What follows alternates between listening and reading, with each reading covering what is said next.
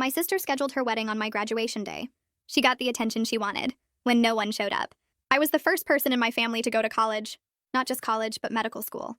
8 years of absolute hell working 3 jobs while studying, living on ramen and 4 hours of sleep, missing every family vacation because I had exams or hospital rotations. My parents always said they were proud, but they never really understood why I put myself through it when I could have just gotten married, like my sister Rachel did at 19. Rachel dropped out of community college after 1 semester to marry her boyfriend Todd, who sold insurance.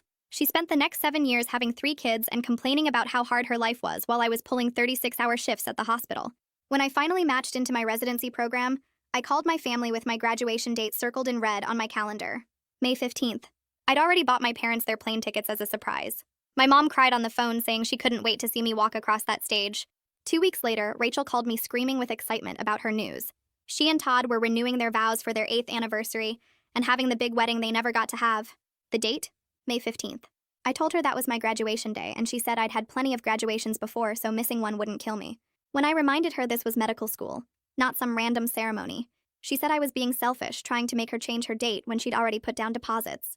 She actually said my graduation was just a boring ceremony, but her wedding was a once-in-a-lifetime event. I asked her what about her first wedding, and she hung up on me. Rachel immediately called our parents crying about how I was trying to ruin her special day. She told them I demanded she change everything just so people would pay attention to me. She said I'd always been jealous of her beautiful family and was trying to sabotage her happiness. My mom called me disappointed, saying Rachel already paid for the venue, and it would be such a waste of money to change it. My dad said I could just get my diploma mailed to me. They chose her wedding. I said I understood completely and wished Rachel all the best. Then I got strategic. First, I called my extended family personally to let them know about my graduation. My aunts, uncles, cousins, and everyone who'd watched me struggle through school. I told them how much it would mean to have them there since this was such a huge accomplishment. Said every single one of them already knew about Rachel's wedding, but when they heard it was the same day as me becoming a doctor, they all said they'd rather come to my graduation. My uncle, who paid for some of my textbooks, said he wouldn't miss seeing his investment pay off.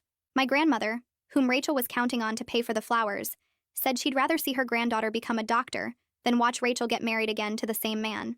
Then I reached out to all our family friends, the ones who'd known us since we were kids. I told them how excited I was to finally be done after 8 years of sacrifice. They all picked my graduation. Even Rachel's own godmother said she'd already been to one of Rachel's and didn't need to see another. The best part was when I called Todd's parents. They'd always felt bad that they missed my white coat ceremony because of one of Rachel's tantrums.